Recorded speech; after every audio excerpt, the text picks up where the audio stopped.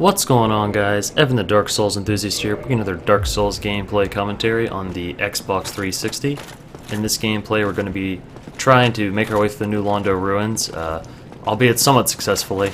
This is one of the areas in the game, despite having done it maybe like 3 times now, I always struggle to get through here, and I'm not sure why. I think it's because there's not that many items here that are really of particular interest to any kind of character I'm making. The very large Ember is located in the new Londo ruins, which is a very valuable item to me, but the fact that you have to farm, well, you don't have to farm, but the fact that you have to fight through ghosts here is just really frustrating. So I pretty much come here for the ruin and to kill the boss, and I just try to get out. I'm not even sure if I found all the items in the level before. I want to say that I probably haven't. In this video, the contents we're going to cover is I'm going to make my way through New Londo to lower the water level. I'm going to try to hit as many items as I can along the way, although I can't guarantee I hit them all. In most of my gameplay commentaries, I can actually say I hit all the items, or the vast majority, like 99%.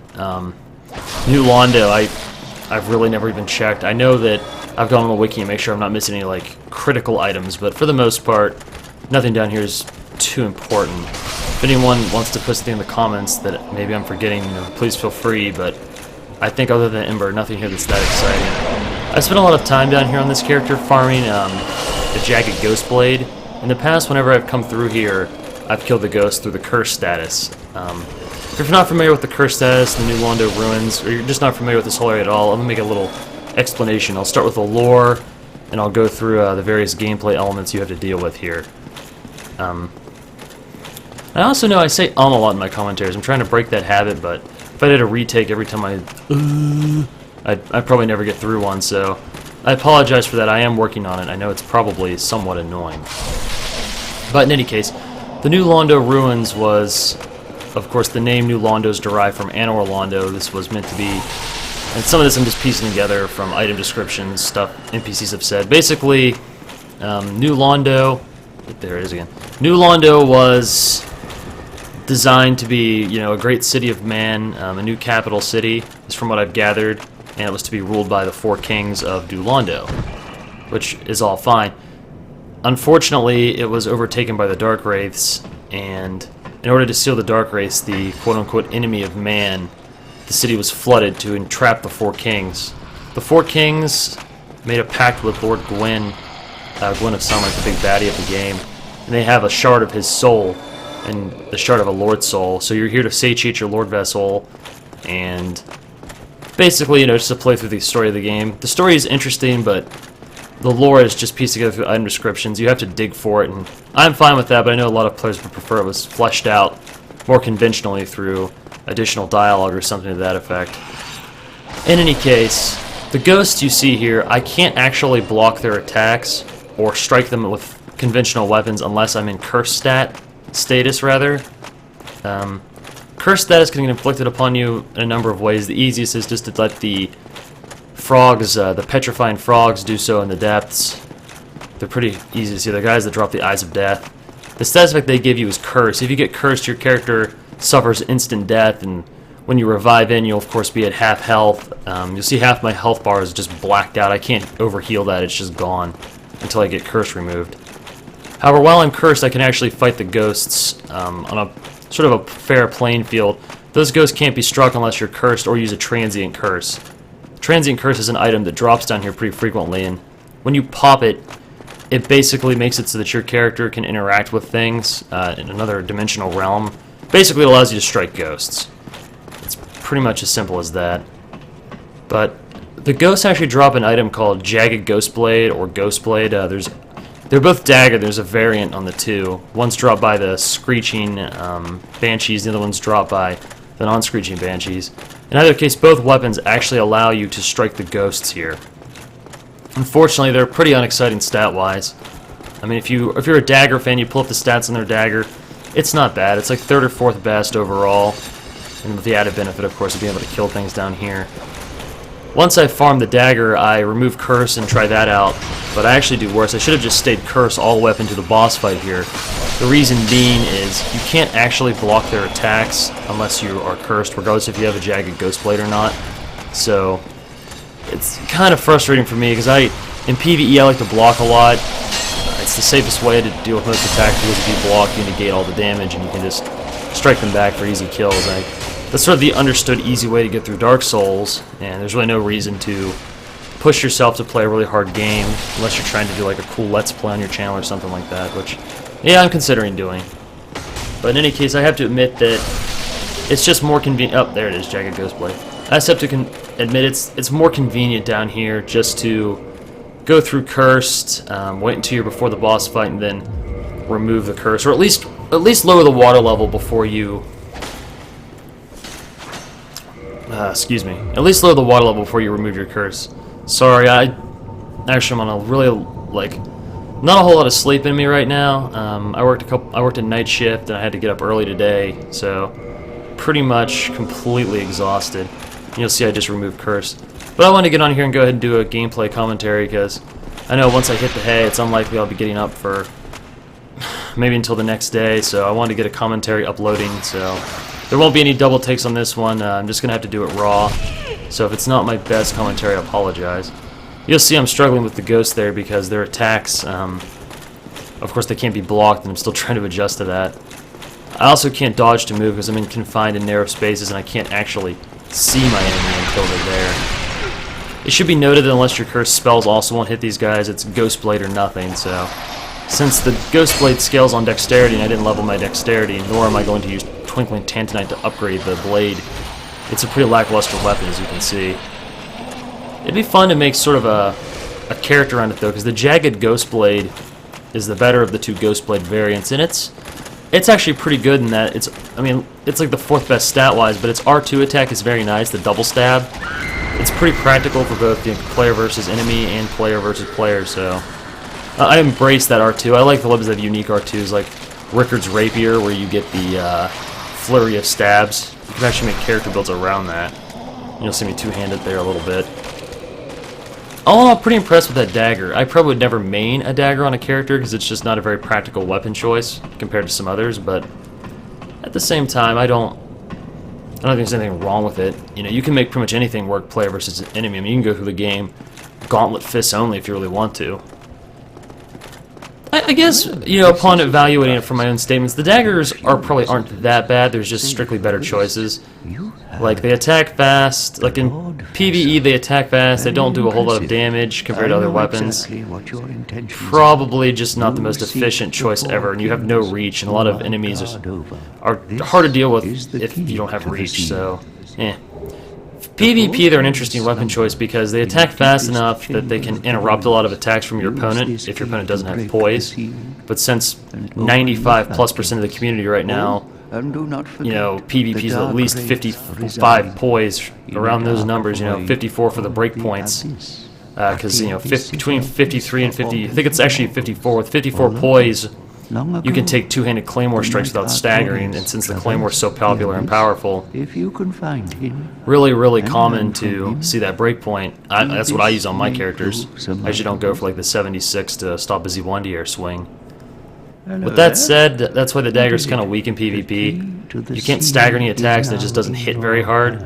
So the speed doesn't really matter, as you can't interrupt 2/3 of your opponent's attacks. So it does, however, do fantastic backstab damage, and for a while there, a lot of people were using it in their PvP videos because they were under the impression that, and I was as well, that daggers actually had the highest backstab modifier.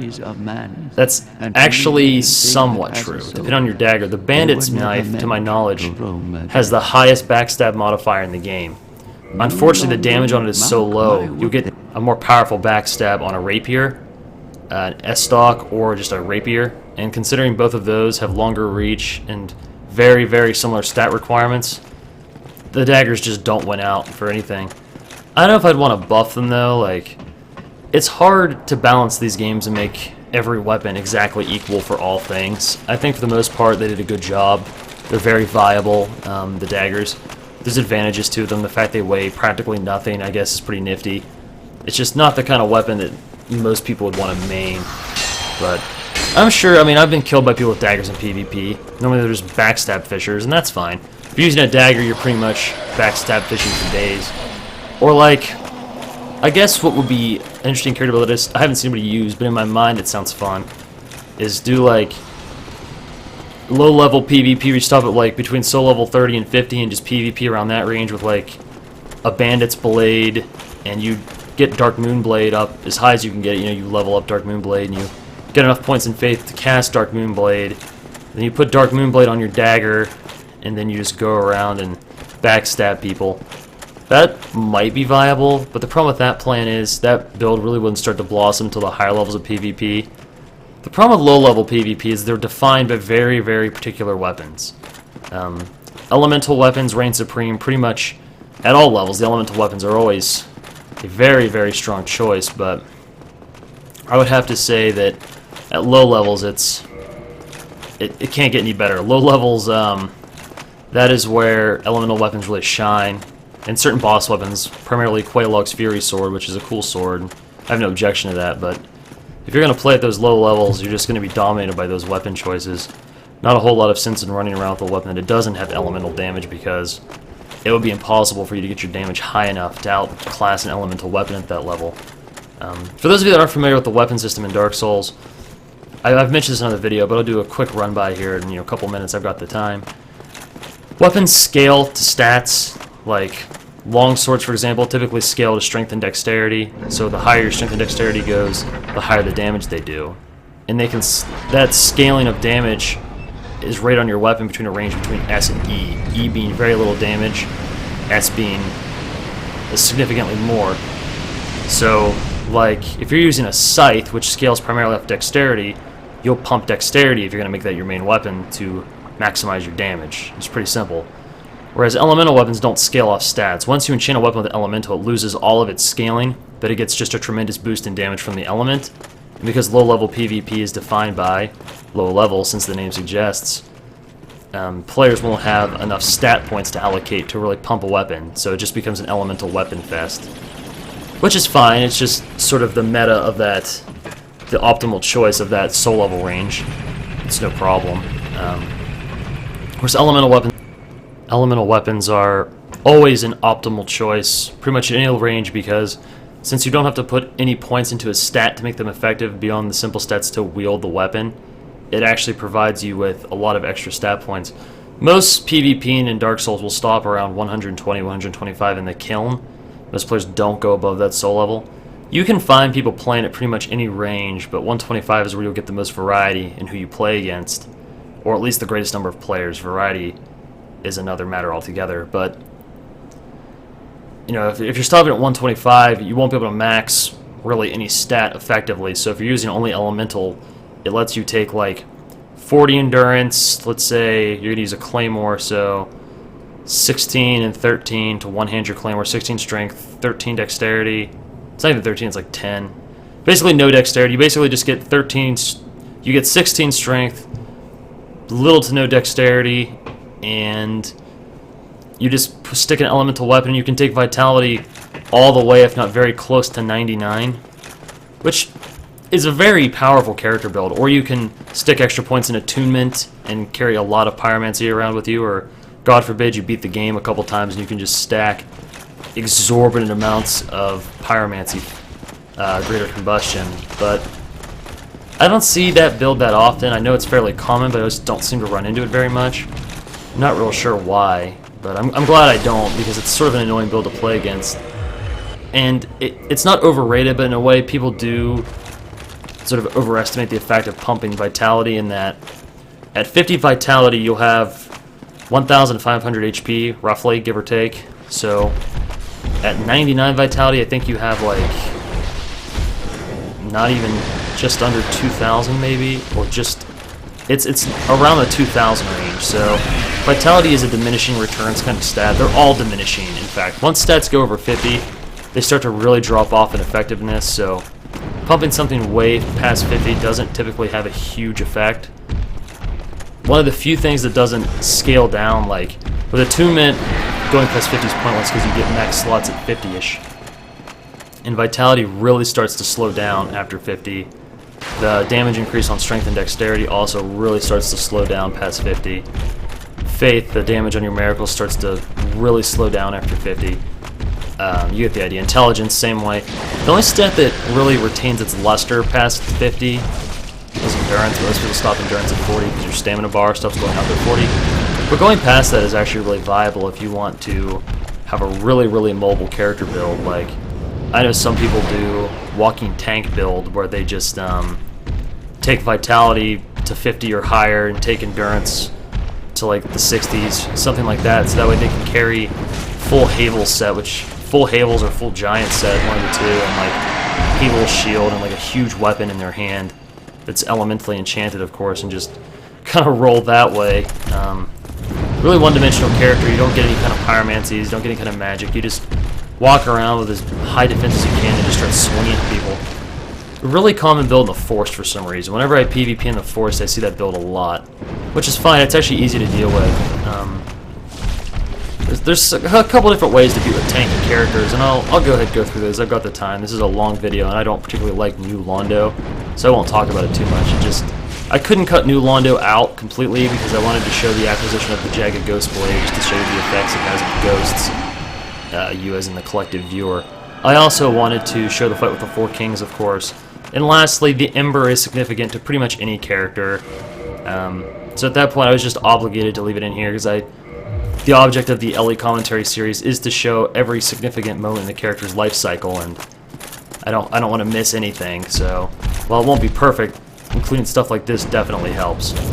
But anyway, I'm gonna get back on how to deal with tanks in PvP, at least the way I do with tanks. One method, and it's not the most reliable, is to parry. And parry's good against any weapon, any player. If you can parry their stuff, do it, but most people rock in heavy armor and like an elemental weapon with like Vitality Gouge. They have a ton of life, and bringing them down is just going to require a considerable amount of damage, which is why doing high damage attacks like parrying are almost critical, more so than against other players.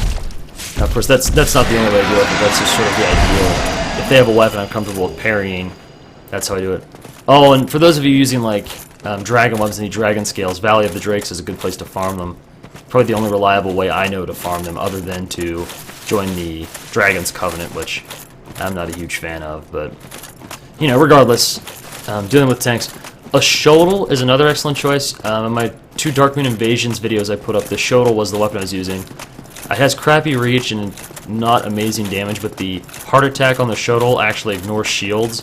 So if someone's wearing like a tanky armor set, even if they have enough endurance to flip around with the Darkmoon Grain Ring, they still will probably rely on Havel Shield or, you know, Great Shield of Artorias, some kind of heavy shield. And if they're using like a low strength Elemental Vitality Gouge, then they're going to have like probably a Boulder Shield or a Silver Knight Shield. Anyway, the point is they're going to be using a shield, or they're going to be two-handing. If they're two-handing, their swings will probably be slower depending on their weapon. So, always a trade-off. I mean, there's no perfect strategy in PvP and no perfect way to beat anything in PvP. I guess my point is just that most characters rocking at, you know, heavy defense will want a shield because it just fits very naturally into that build. In fact, having a shield in PvP, period, is just a really good choice. You'll see these guys are the Dark Wraiths here. They're fun to fight. Not a big deal. You can backstab them and parry them. It's like mini PvP, except you're almost guaranteed to win every time.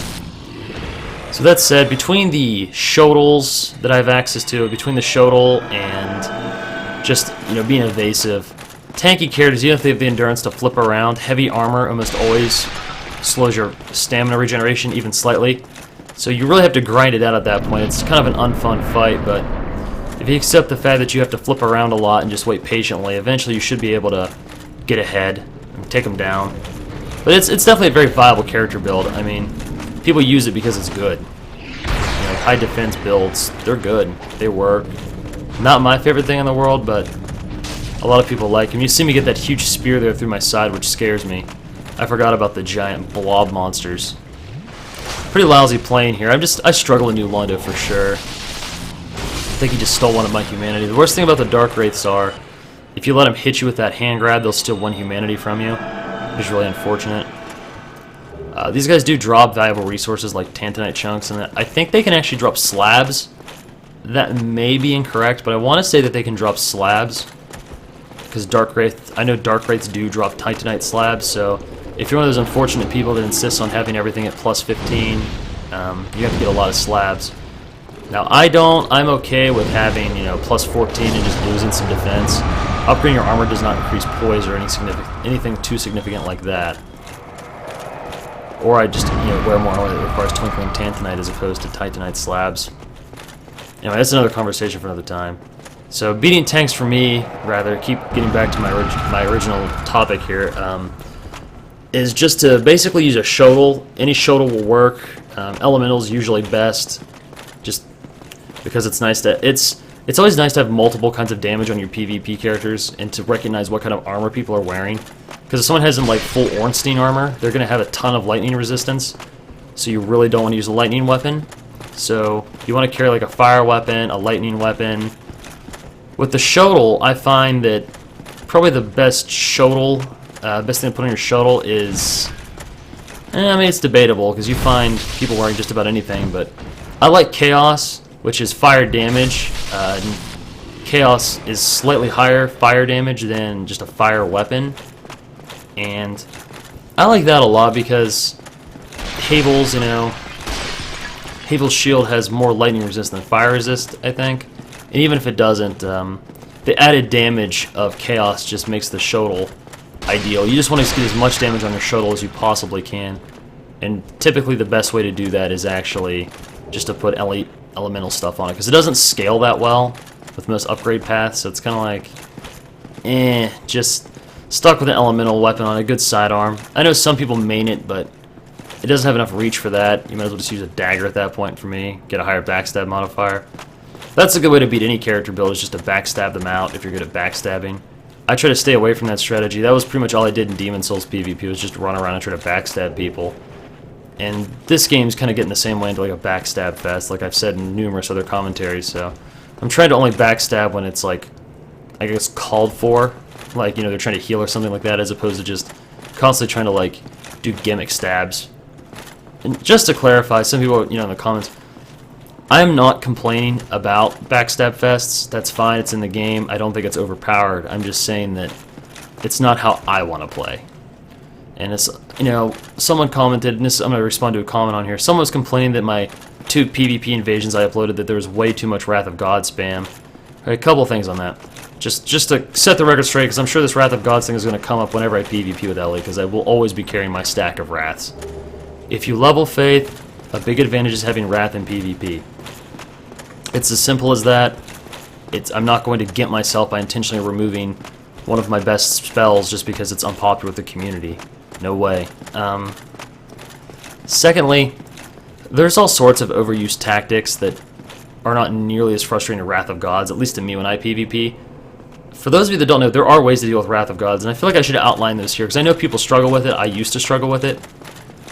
Wrath stacks are limited. Even people that go to like New Game plus to have Wrath spams, if they're going to stack that many, they're used to spamming them, so when they start spamming Wraths, just roll away. You only get 3 stacks per attunement slot, and most sane, rational people at soul level 125 or 120, which is what I recommend PvPing at, will not have more than 5 slots.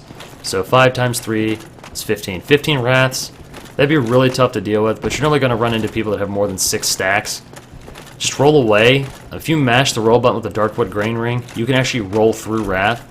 Like, your character can physically roll through the blast and be okay. No problem. Like DBZ teleporting through Kamehameha waves, I guess. It's not a big deal. And also, if you can get into a backstab animation, you can down them actually before the Wrath knocks you back. It's also important to evaluate your armor and weapon choice, like in your shield choice. Wrath is, of course, physical damage, surprisingly. So, at least I believe it's physical damage. I think it's a mix of physical and magical. Not 100% sure on the damage mechanics. But it is blockable, but you have to decide if that's the best course of action based on your armor. For example, Wrath of Gods will sometimes floor you to the ground. If you know your character is going to get like knocked down, like onto his or her back, let it knock you down because you're invincible, you're on the ground, and just start mashing your roll button. If you have regular max roll speed, when you stand up, you should just be able to speed roll out of there and you'll be okay. You know, if they try to spam you and you get up or backstab you, you should be able to roll out of it even if they time it correctly. So not a big deal. If you can block it and not get stunned, like just block it and have the block animation then roll away, that's fine too. The kind of things you don't want to do is take Wrath to the face and be unable to roll, like just get hit stunned as if you got hit by a Zewandier, basically. You don't want that, because then they can Wrath you 2 or 3 more times and just kill you in one string of Wraths. You don't want that. So it's very important to understand your character and to estimate their miracle strength. Most people that have Wrath have roughly 50 faith, like 30 to 50 faith. So countering that is a matter of just selecting the appropriate weapons. Selecting the appropriate strategy. If you think it's going to floor you to your back, let it floor you. If you think you can roll away free, obviously. If you can block it, then roll away, do so.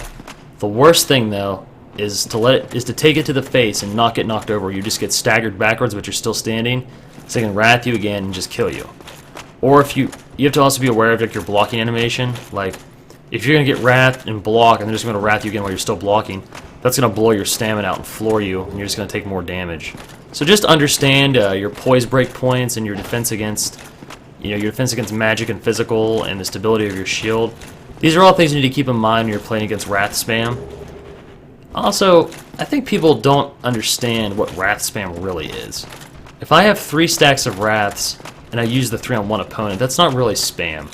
Even 6 to me isn't really spam. And yes, I get Wrath too. I mean, when I PvP, people Wrath me. It doesn't make me angry, but it seems to make the community angry. I think people are just upset about Wrath's ease of use. It does get kind of lame when you're playing against someone who has, like, honestly, like 15 Wrath stacks. Now, that can get frustrating, because they can just roll around after you, chasing you around pretty much indefinitely with, like, stamina recovery items and just stay right on you, spamming Wraths. That's really hard to deal with, but it's really rare to find. And it gets boring for the person wrathing, frankly, and honestly, the boring strategies seem to push players away. Like the Tranquil Walk of Piecers, those kind of got patched out, but before they were even patched, I saw that number kind of declining just because there's no point in it. It's the rewards for PvPing are just a ton of souls and a humanity, and if you're PvPing, you probably have plenty of both, because you have to stop at soul level 125 really to stay in the optimal range for matches. So at that point, it's just not all that beneficial to just PvP for gain. So there's no point in like building boring strategies. You have to build characters that you like, and I think the community does that as well. Now, of course, some people are only enjoying their game if they're winning, and if they want to play through the game 5 times to get 15 Wrath stacks, yeah, this would be 5 times, but if they're gonna play, 5 times. If they're gonna play through the game 5 times with all their attunement slots with Wrath, I guess that's fine. I mean, they put a lot of effort into building that character. In that amount of time, I could have at least built 2 to 3 other PvP builds. So I guess for the amount of time they invest, I'm not going to fault them. You're working really hard to have the strategy that you do. At this point, you'll see that I'm clearly lost in New Londo. I felt like I was missing one item, so I just started to wander around. And I was going to reach this point in the video and edit it out, but I'm enjoying my PvP rant, so I figured I would leave it in. Ah, there it is. The invisible wall I was trying to find. Of course, I don't think there's even a valuable item back here. And that guy's trying to defend on like a narrow bridge. This is the kind of stuff that makes me mad in video games. I'm all for a challenge, but pretty much any kind of death that's due to like falling off of shit. Oh, pardon me. Falling off of stuff, that's not really my thing. In situations like that where it's designed to make you fall off stuff, that's not acceptable. I think that's a really cheesy way to put things into the game. That's why I got out of like old platformer games like the Mega Man series, which I love, by the way, but like Tomb Raider, stuff like that, I can't play games that require precision jumping. That's not my thing, and even more so games like this, which aren't designed for precision jumping, then sometimes put items that are behind like a precision jump or a precision placement. Like, that's lame. Like, I don't like that. Just a little rant about game design there. I think it's a really cheesy way to try to artificially add difficulty. At this point, I'm pretty much done in New Londo. I'm just trying to reach the 4 Kings, doing some wandering around a bit, taking down Dark Wraiths, trying to protect my humanity, farming Tantanite chunks, which is always nice. New Londo is typically the area that I do immediately after acquiring the Lord Vessel, because I like to join the Dark Wraiths. Now, my second character, spoiler alert, I'm actually making another character. I'm making a mage so I have more variety in my PvP, like a caster, like not faith, but like actual intelligence with a Moonlight Greatsword. That's a great weapon for PvP and PvE, and mages are fun to play, and they're really balanced like casters, so I'm looking forward to building that character for you guys to play that on this channel. That should be fun. Just so everyone knows I hate this enemy. Of course, now he puts me in this slime crap. It's like leeches.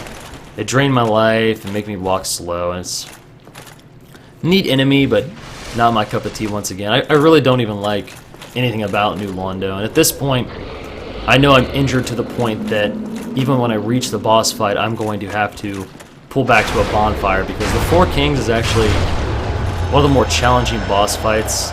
Not to say it's the hardest boss fight in the game, or that it's a game you'll game over on a lot, but I find that a lot of the other strategy I learned for boss fights earlier in the game and on other boss fights really didn't apply to the Four Kings. I'm going to elaborate on that now because I don't like to talk during the boss fights. I feel like it takes away from the experience of enjoying the combat.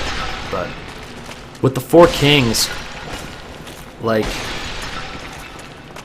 it's very hard to roll through all their attacks, and just like the name suggests, there are 4 of them, and they spawn one at a time, but they're on like a timer. It's not like they wait until one dies and the next spawns in. Like, they just spawn in slowly, so you can wind up in like 3 versus 1 situations pretty easily if you're not careful. So it's just really important to bring them down quickly, so spending a lot of time rolling is not always optimal. Furthermore, they move really quickly, so trying to zone them with like range can be tough too. It's usually better just to go in swinging, block a lot, and just hack them down. You'll see that in my gameplay. I think this is the easiest way I know of to beat them, and it goes pretty well. And of course, make sure you wear the Ring of Artorias, the Covenant of Artorias, which you acquire by defeating Sif. Otherwise, you'll just die the minute you enter the Abyss, which is, you know, not good. You don't actually have to walk down these stairs, you can just jump right down. I was just sort of exploring. I just wasted the heal there because I'm an idiot, but in any case, let's do this thing, and I'm going to mute my commentary so you guys can enjoy.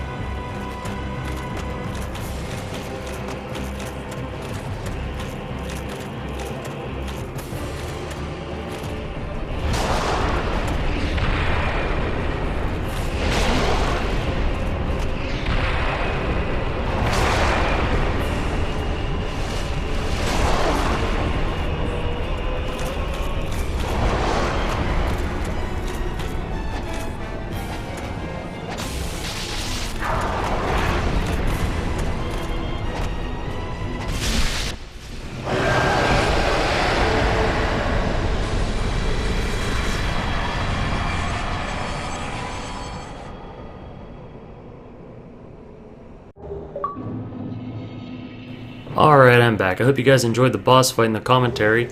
One thing I should mention, the absolute most imperative thing for that boss fight is poise. Sorry I forgot to mention that earlier. Poise is critical. Alright guys, thanks for watching. That's the end of yet another long PvP rant and gameplay commentary. I look forward to seeing you guys next time.